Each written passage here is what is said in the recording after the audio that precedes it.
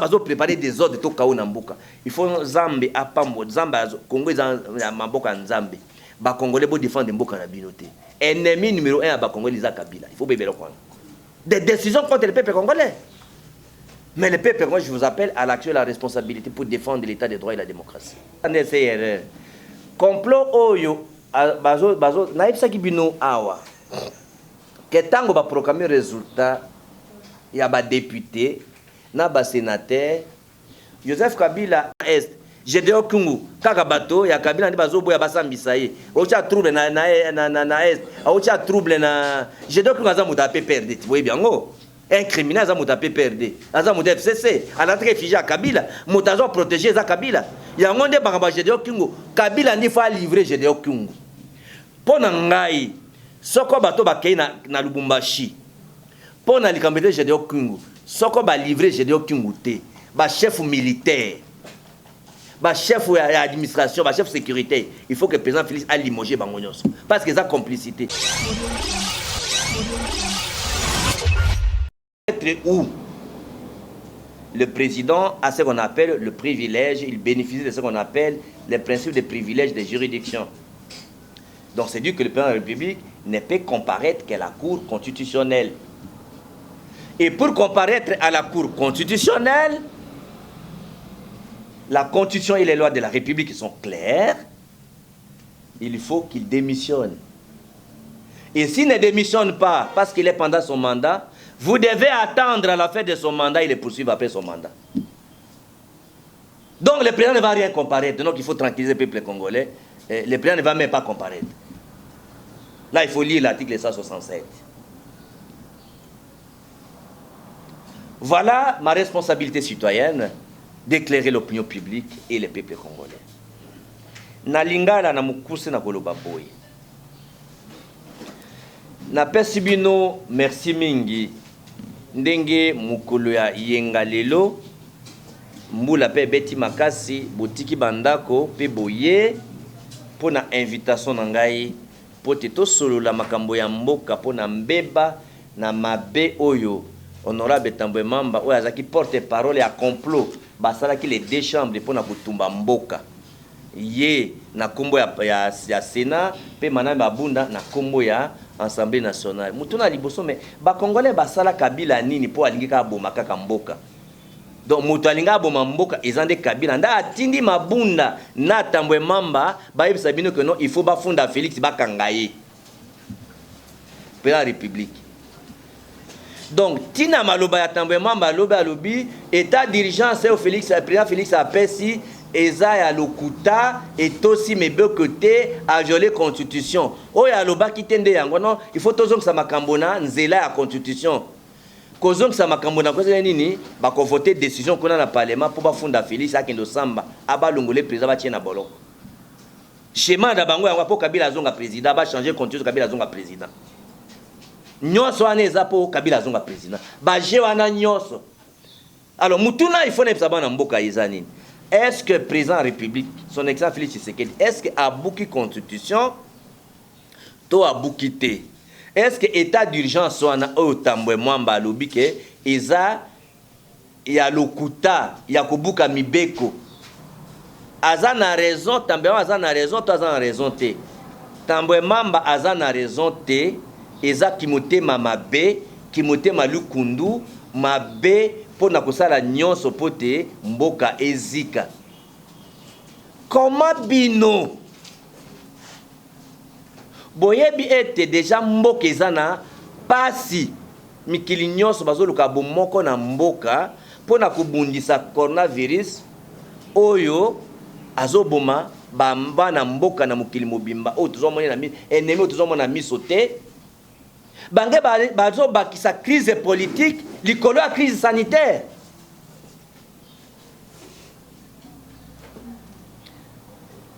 Et ya nona kopesa bino pona talisa bino ki motema mabe ya Kabila à travers maboko na yemi balé mabunda na Tambwe Mwamba.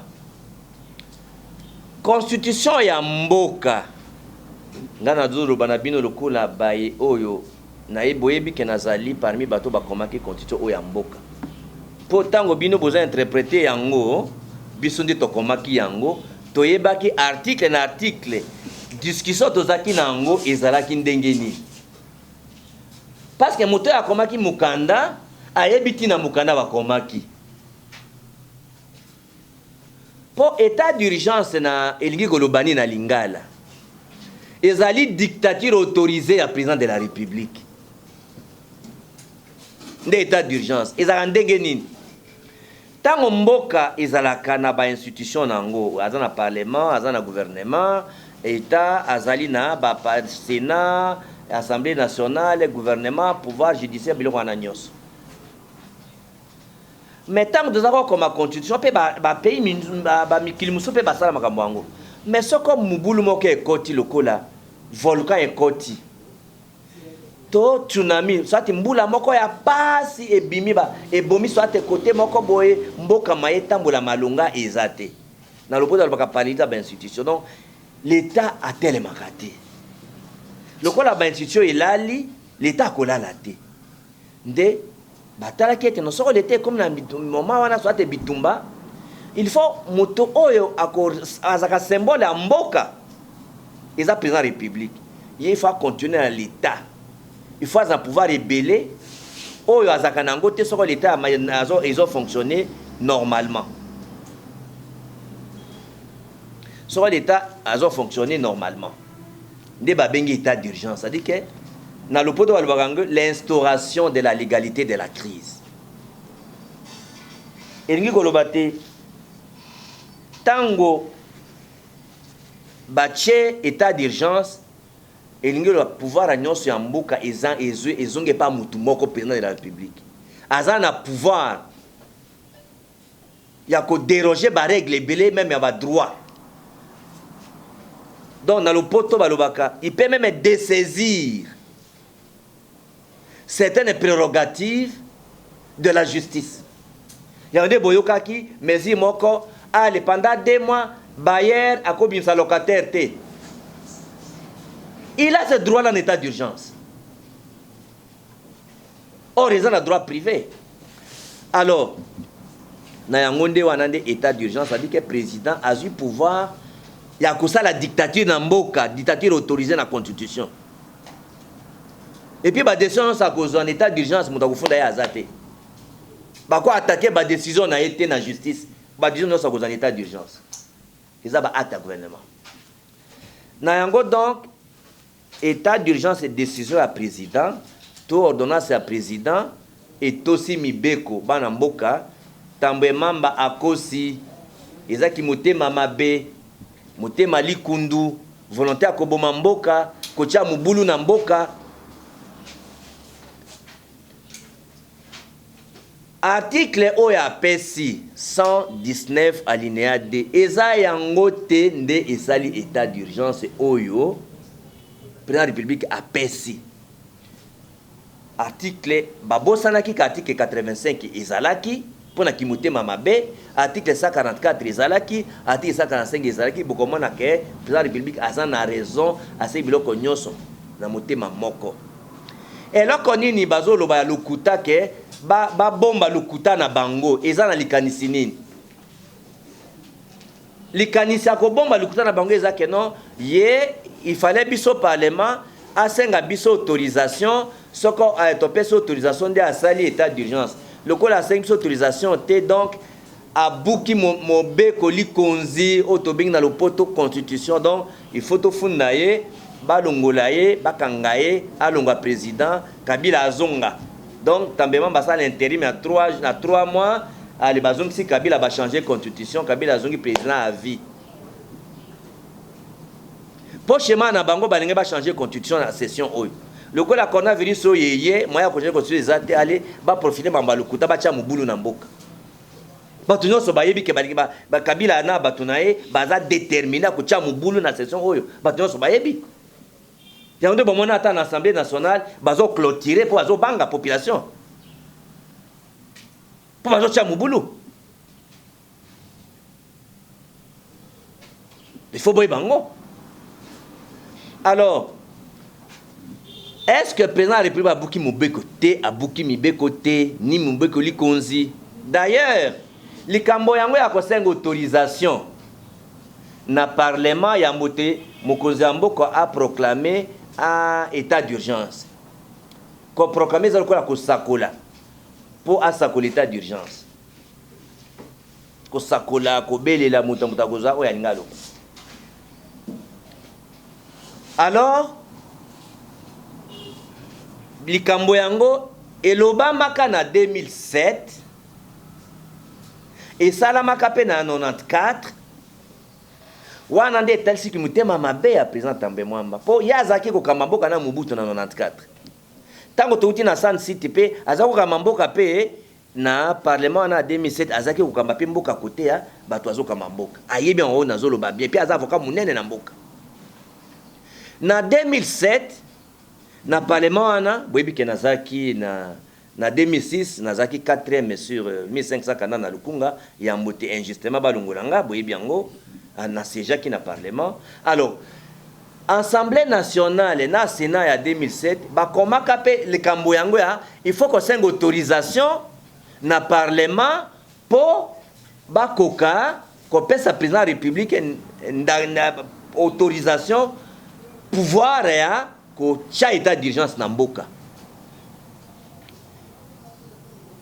Cour suprême asi akata likambo yango na 94 série ya Mobutu pe na 2007 série oyo ya Kabila pe chance ba congolais baza nango atuka mukolo ya Pâques nzamba bini ba congolais po muto azalaki président ya Cour suprême la justice yende aza lelo président Cour constitutionnelle Luamba Benoît are wana Luamba Benoît alobaki clair te ba parlementaire bokosi président de la République pour asala état d'urgence à kosenga autorisation à parlementaire constitution à lobby angote arewana numéro nango 061 lobby boya na opesa bino so copie nango oya linga ke ndoluka yemoko akendo luka yemoko akomona nango arrêt 061 ya Cour suprême ya justice président nango Bena Luamba azate président Cour constitutionnelle lelo donc bobangate eza rendez-vous marqué à Betty Poto Libanda bien quotité donc Kabila a raté kuna ya koboma Félix akola kocha trouble na mboka ba konle ne besoin responsabilité na bino pour na ko défendre l'état de droit démocratie nayebi ke bazo banga le fait que le président Kamere bakangie bazo sambisa bazo banga bongo biso batotikale ba akokanga biso nyonso est-ce que ko banga ngode tindi bango basala faute munene modèle wana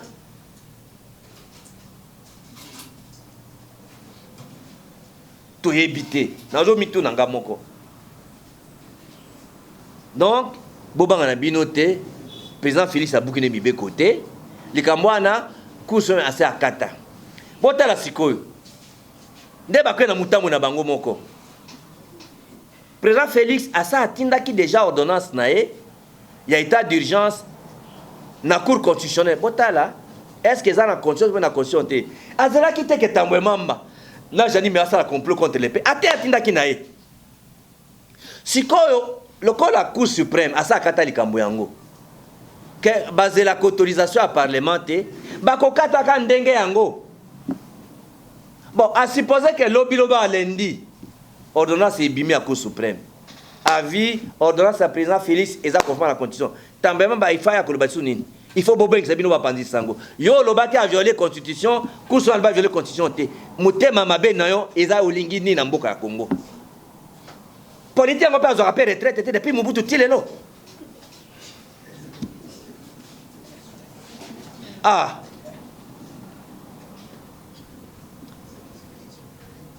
Donc, les Kamwana, toujours zélanzela état de droit, état de démocratie. Est-ce que le président de la République, ce qu'on va fonder, à Kosamba, toi, à Kosamba, à Zolonga président, toi, Longa président, et donc, quand on va y avoir des yangoyo. Oh non, ndenge za boye abuki miboko metokolimbisa ye metokozongisa biloko na nzela kozongisa biloko na nzela ilingi oloba nini bakovote décision bafunda ye ma suppose que parce que président république ndenge aza wana tambwema bana mabunda babuki état bombeko état d'urgence ba reconnaître yango te ba défier autorité président président république aza na pouvoir na état d'urgence oyo ya ko mobiliser armée ko mobiliser police pour na ko panza réunion nyonso eza na parlement oyo eleki 20 personnes donc encore mobiliser armée à mobiliser la police réunion nyonso na parlement oyo eleki 20 personnes a bengani bango nyonso parce que tina congrès wana eza nango te na lobo na bango opportunité aza na pouvoir wana po bango ba défier autorité na ye et puis lokola batie psychose to potopoto to tchanga na mitu ya bato ko banga na mitu ya bato il faut président république na 5 président république soko azi ordonnance wana pendant la semaine akwa kopesa message par population congolaise pona kotalisa bango kimutema mabe ya parlement mais likambo basali epesi parce que bazotinda ya dissoudre le parlement tant on a ça kibino que non crise wana eza persistant donc crise wana entre parlement na gouvernement eza ya munene donc likambo tambwema basali eza likambo epesi ko président république a raison qu'il faut penser kaka parlement to cause na parlement tous les jours bazo bundisa gouvernement tous les jours bazo bundisa gouvernement il faut que tala que non gouvernement il dit ko loba que non gouvernement parce que chef exécutif est le président de la République. Premier ministre est le chef du gouvernement restreint. N'est au Kabola pouvoir, séparation à pouvoir, pouvoir exécutif, pouvoir législatif, puis pouvoir judiciaire. Chef exécutif est le chef de l'État, président de la République. Donc, donc il y a crise persistante entre le gouvernement na gouvernement na parlement donc à makambo oyo tambwema basali et parce que président raison tanga lobaki na Londres bazotindika bazotinda ngai na panza parlement ndaki na ko panza parlement te siko soko lobby président a panzi parlement pour une élection anticipée boko condamné bango mo bazokoti ko tindika a panza parlement en tout cas pona ngai a panza ka parlement yango soko état d'urgence Cécile pona ngai a panza ka parlement yango to banda ba élection misto bandela. Parce que la majoritaire, la population qui doit voter est majoritaire. La majorité est sous. En tout cas, pour l'angaï, le parlement est état d'urgence. Pour l'angaï, dès que l'état d'urgence est sili, il pense à parlement, le président pense à parlement. Comme ça, tout si la nakaka, tout ban d'élection, il va appeler majorité en sous. Parce que la majorité, c'est ça que été. Même dans l'hypothèse, Atiki Bango va se réunir, va voter le Congo. Batiki na parquet moto moko akiko funda président république na mbo na Congo na constitution kaka mutu moko procureur général ya cour constitutionnelle ata bon président on ne suspend pas un président par une motion ou par une raison du parlement ba suspendre ka président par vote à parlement na droit ya Congo donc tambement ba raté kuna ya raté binae. Alors, même si on est commis et qu'il a établi qu'il a violé la Constitution, pour Bassam, il faut démissionner, article 67. Pour Bassam, il faut démissionner. Si on a démissionné, il faut que mandat n'est beaucoup de temps. Vous avez dit que dans l'esprit, il y a beaucoup de temps. Il y a beaucoup de temps. Vous ne pouvez pas comprendre. Comment vous avez Sabino? Donc, ils ont la banne à Sanazé, le Micheka Potopot, salité à Namaboko, mais en réalité, les Camboïs ont mis. Donc, bana mboka boye bakeno bato bazo bundisa mboka ennemi commun à Congolais c'est ça Kabila na batunaye.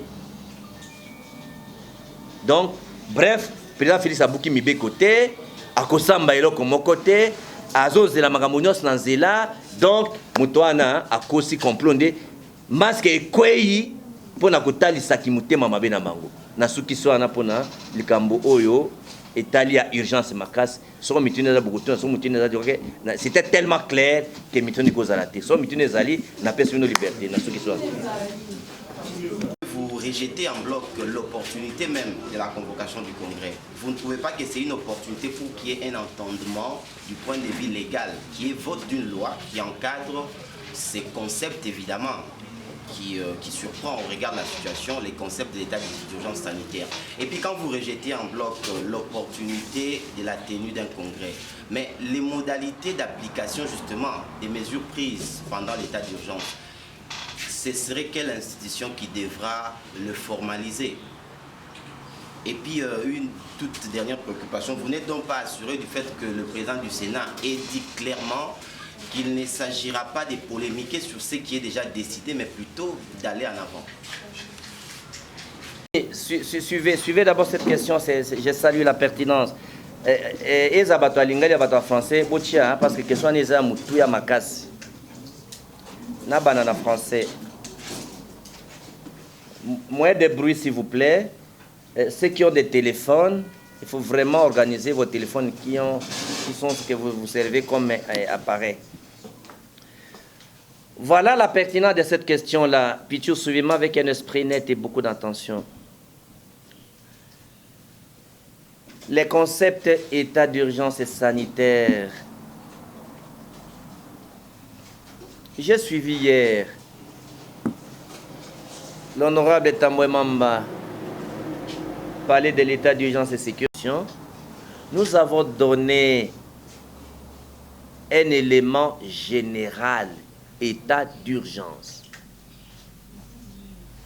Mais en droit comparé, vous avez suivi dans tous les pays du monde, parce que le fonctionnement régulier des institutions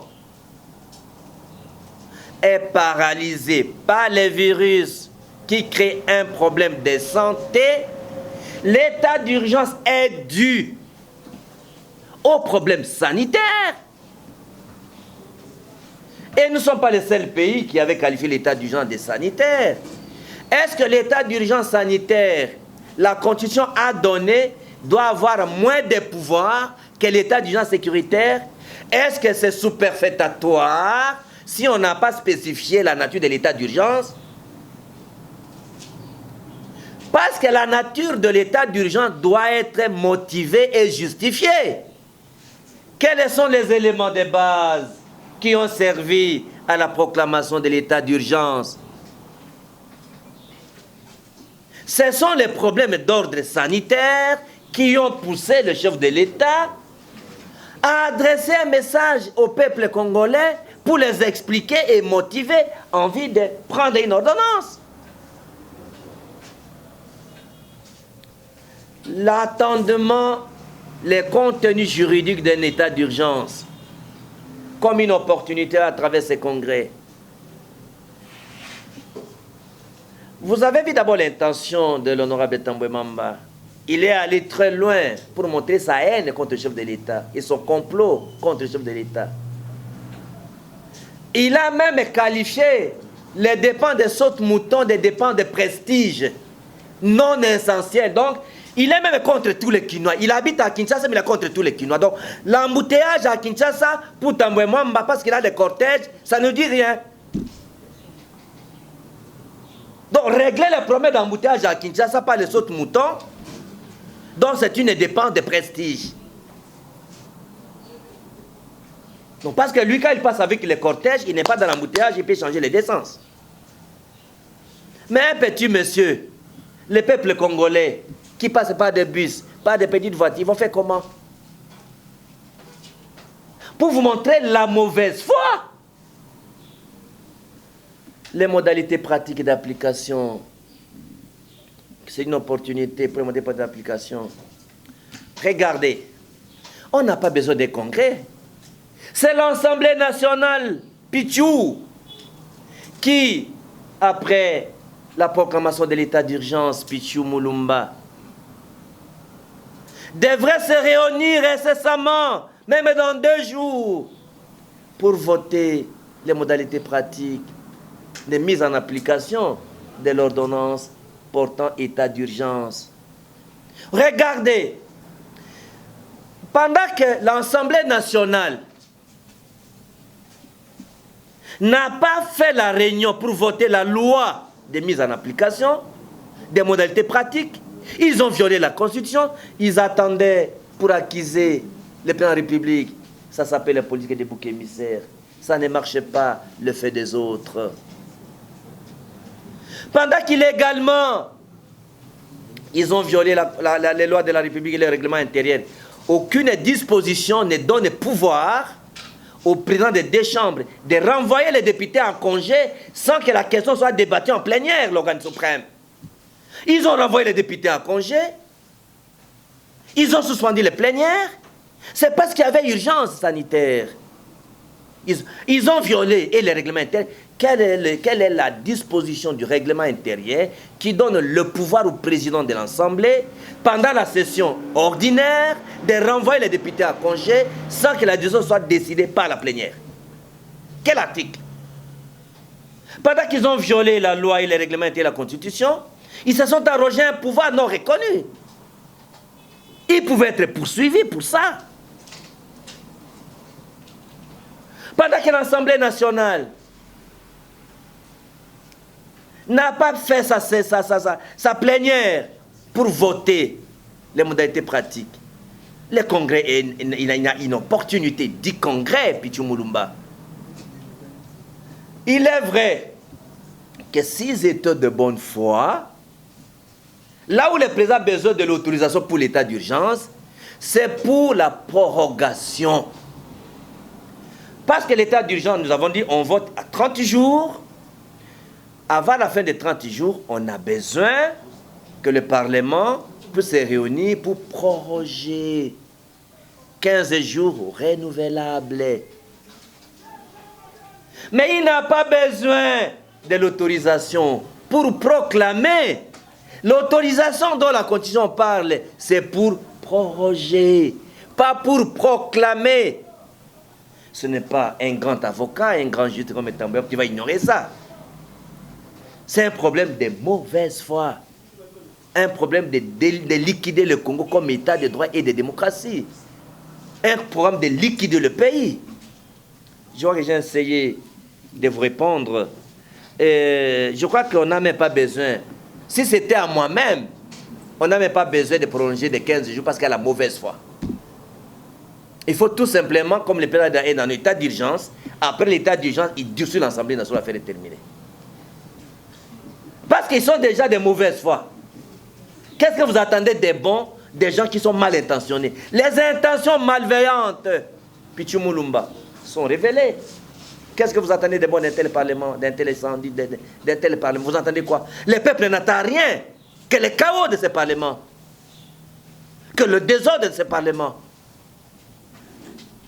Ce parlement incarne la chambre d'enregistrement contre le peuple congolais. Des décisions contre le peuple congolais. Mais le peuple, moi je vous appelle à l'action et à la responsabilité pour défendre l'état de droit et la démocratie.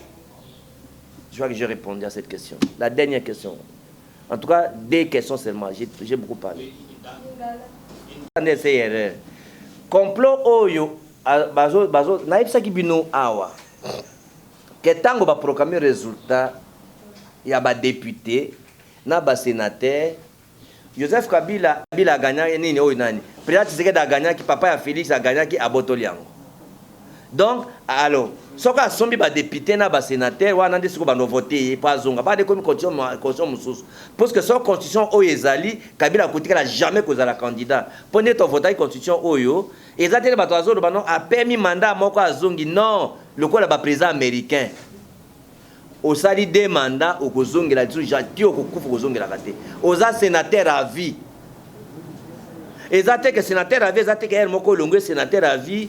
Donc, sénateur a vu à quoi ça m'a soutenu Gazan. À quoi ça m'a soutenu. À quoi poster les soutenu. Sénateur a vu mandat exaté. Donc, Kabila Koutika Luzon a soutenu. Alors, chez moi, Nezanini, supposez que ce qu'on a bangé ratakate, pour rater déjà. Donc, Batamé, on a Kabila Betty Poto. Ce qui est ratakate, à ce moment-là, à supposer que le président de la République a Longwe, par exemple. Tambement ba côté à salle intérim organiser élection et tout ou to ba côté na trouble moko boyetindi ke ba changer constitution.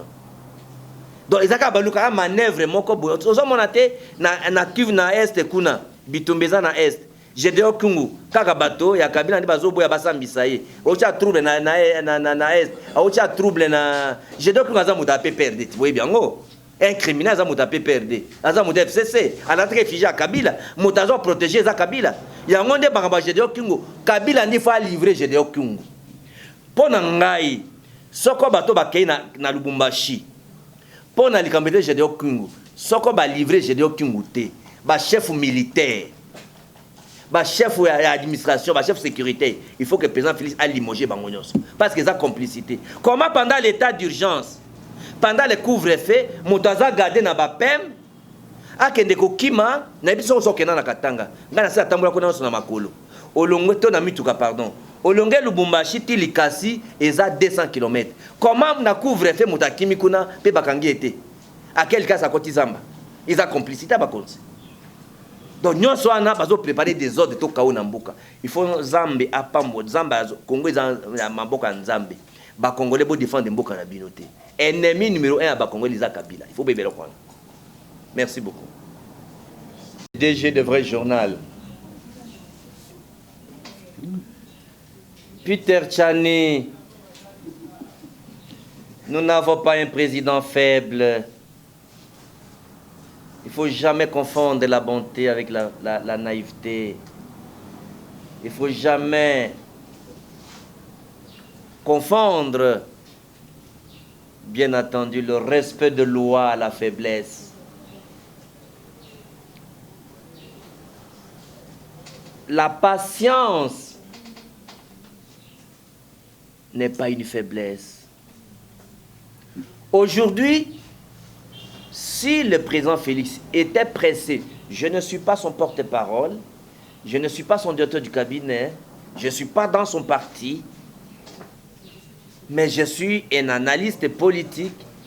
Vous m'appelez héros vivant et monument vivant qui a participé dans les grandes étapes politiques de ce pays. J'ai le devoir républicain de montrer au peuple congolais la voie à suivre.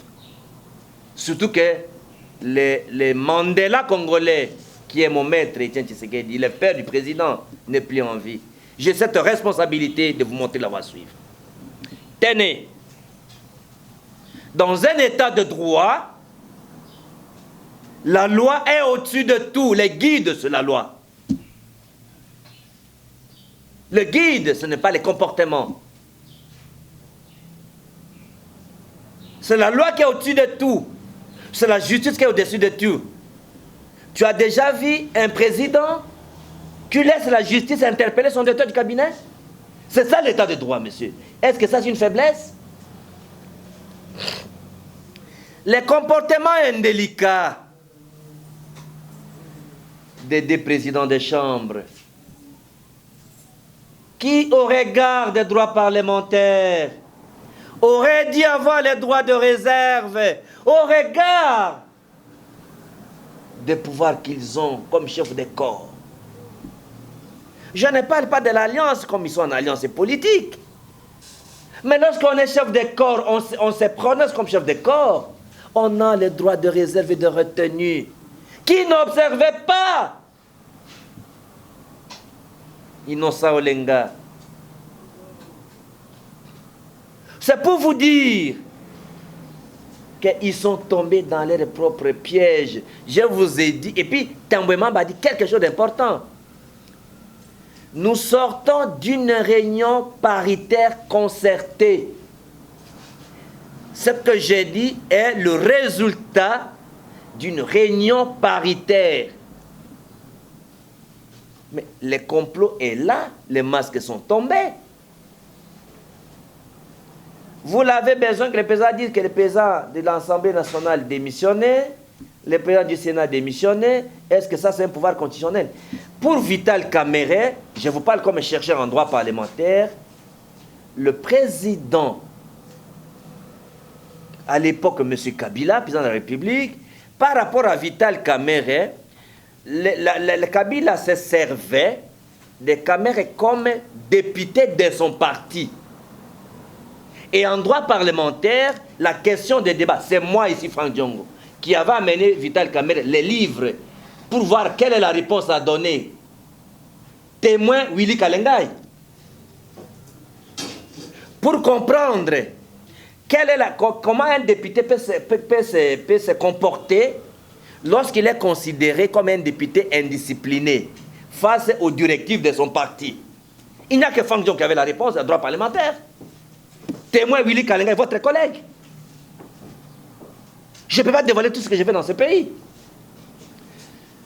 Le comportement d'un député, lorsque son parti lui donne des décisions contraires à l'intérêt des électeurs, le député va s'opposer aux exigences de son parti si le député juge que l'exigence du parti est contraire aux intérêts de ses électeurs. Et dans le cas d'espèce, Vital Kamerhe était contre l'entrée des Rwandais qui menaçaient l'intérêt de ses électeurs à l'Est. Donc Vital Kamerhe était en droit de refuser de démissionner. Donc les droits parlementaires donnent raison à Vital Kamerhe de ne pas démissionner parce qu'il n'y a aucune loi qui donnait jusqu'aujourd'hui. Nous ne sommes pas en droit parlementaire, nous n'avons pas un mandat impératif. C'est-à-dire, ni les électeurs, ni les partis politiques, nous n'avons pas dans le droit congolais parlementaire, on ne peut pas contraindre un député de démissionner.